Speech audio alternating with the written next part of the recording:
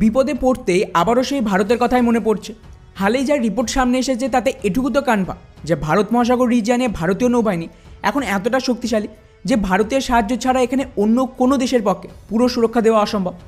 ফলে বিশ্বের সবচেয়ে শক্তিশালী নৌবাহিনী আমেরিকার মতন দেশ ভারতের সামনে সাহায্য চাইছে যে করে হোক ভারত নিজেদের নৌবাহিনী আর ভারতীয় যুদ্ধজাহাজকে এখানে পাঠাক সাহায্যের জন্য।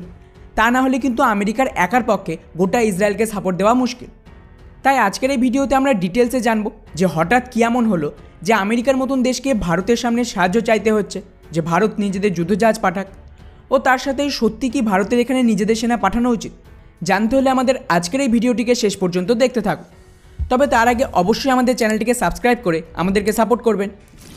তো বন্ধুরা, যেমনটা আপনারা জানেন যে ইসরায়েল গাজার আতঙ্কবাদীদের ওপর অপারেশন লঞ্চ করার পর কোনো মুসলিম দেশের সাহস হয়নি ইসরায়েলের বিরুদ্ধে অ্যাকশন নেওয়ার। ফলে এদিকে ইয়ামেনে যে আতঙ্কবাদী গ্রুপ হাউদি রেবেলস রয়েছে, ওরা কি করছে, কমার্শিয়াল জাহাজের ওপর লাগাতার অ্যাটাক করছে যাতে বাকি দেশ নিজেদের জাহাজ বাঁচাতে ইসরায়েলের ওপর চাপ দেয় এবং ইসরায়েল গাজার অপারেশন থামিয়ে দেয়।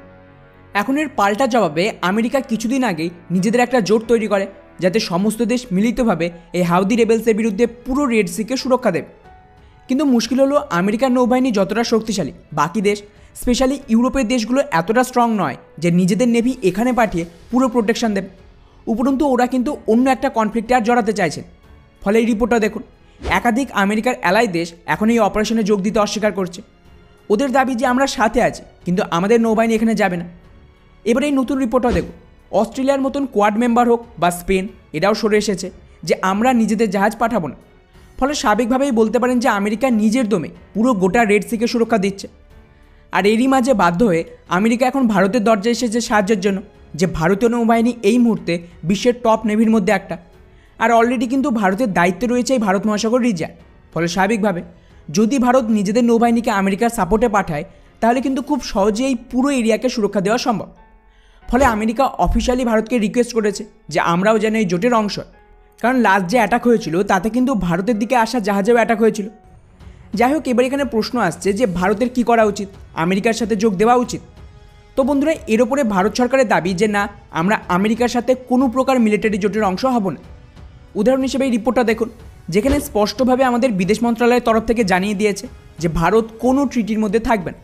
আর এর পেছনের মেন কারণ হলো ভারত নিজেকে একটা নতুন লিডার হিসেবে দেখাতে চাইছে এবং একই সাথে আমাদের পলিসি হলো আমরা গোটা বিশ্বের সমস্ত দেশের সাথে মিত্রতা রাখি যাতে সব দিক থেকে ফায়দা পাওয়া যায়। উদাহরণ হিসেবে খেয়াল করুন, আমরা আমেরিকার সাথেও আছি আবার রাশিয়ার সাথেও, যার সুবিধা হলো আমেরিকা থেকে হাতিয়ার, টেকনোলজি, ইনভেস্টমেন্ট এগুলো পাচ্ছে, চীনের বিরুদ্ধে সাপোর্টও পাওয়া যায়। ওদিকে রাশিয়ার থেকে সস্তার তেল, আমেরিকার বিরুদ্ধে কাউন্টার ব্যালেন্স এবং তার সাথেই চীনকে ইনফ্লুয়েন্স করতেও রাশিয়া ভারতকে সাহায্য করে। একইভাবে মুসলিম বিশ্বের ভারত ব্যাপক সাপোর্ট পায়, আবার ইসরায়েলের সাথেও বন্ধুত্ব। ফলে আমাদের হাতিয়ার, টেকনোলজি আর রয়ের অপারেশনে ইসরায়েল সাপোর্ট করে। এই সেম কেস আফগানিস্তানেও হয়েছে।